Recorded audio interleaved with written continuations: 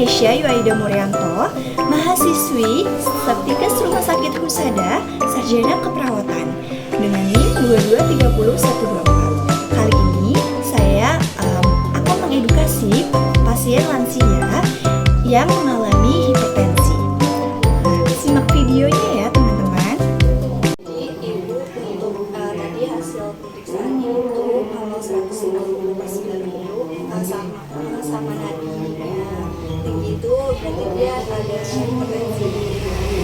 Waktu di tubuh juga kan ada 200/100, ya itu juga hitungannya hipertensi. Nah, yang obat yang ibu gunakan itu yang dari dokter itu penyakit hipertensi juga, bukan hipertensi. Jadi kalau misalkan dikonsumsinya cuma sekali atau 2 kali itu tuh dia bisa lagi hipertensi.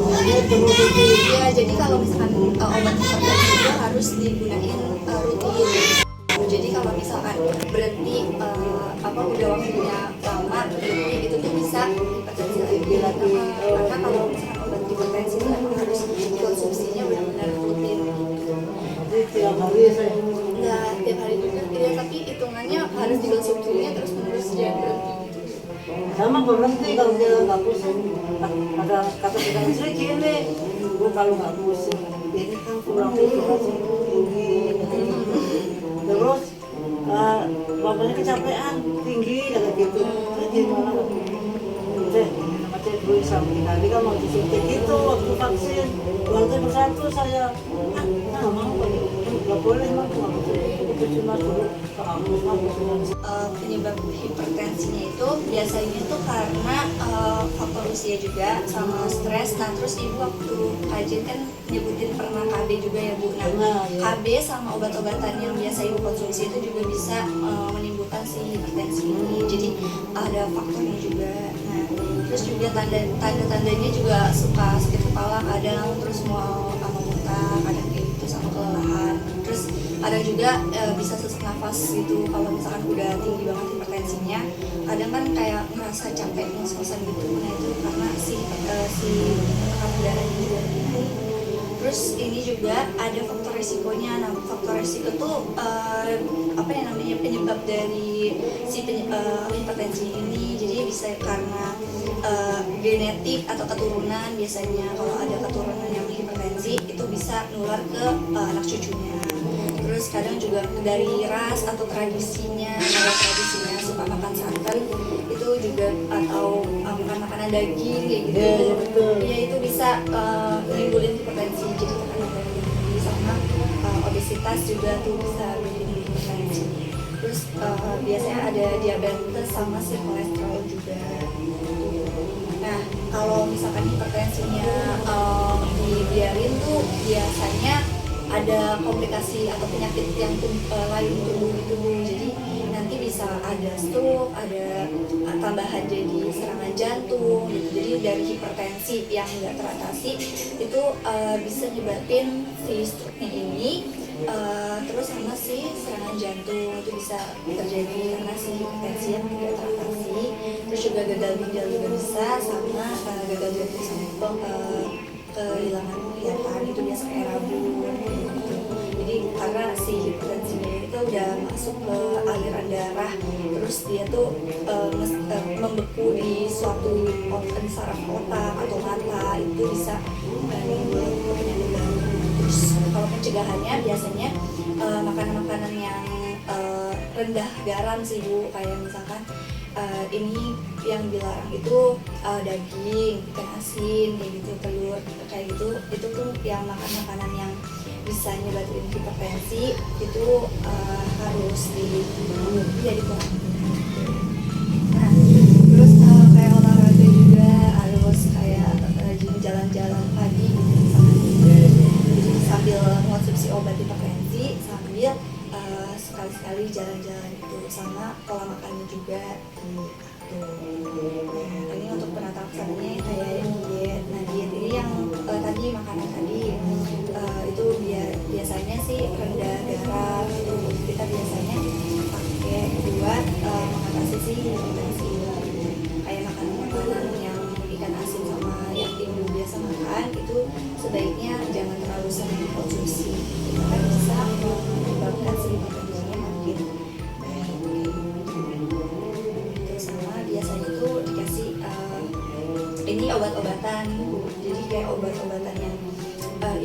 konsumsi. Ini ada jenis-jenisnya juga. Ini juga termasuk jenis obat-obatan hipertensi yang biasa dikonsumsi sama pasien-pasien hipertensi. Nah, salah satunya yang dikonsumsi itu yang amlodipin.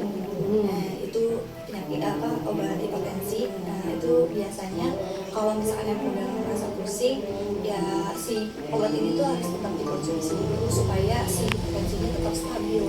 Karena kalau nggak dikonsumsi terus-terusan, itu tuh dia tuh akan tumbuh lagi gitu suatu saat.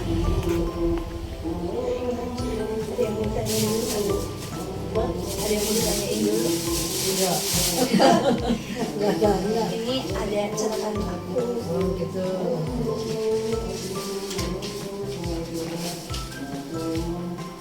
Pernah waktu itu kan itu gula darah ataupun itu cincin apa enggak itu ulang itu makan asin-asin tuh emang saya makannya apaan sih katanya makanya pulang aja tapi kadang-kadang wah ini jauh ya kan nggak makan sayuran ya makannya ayam makan Itu bisa langsung ke dokter sih.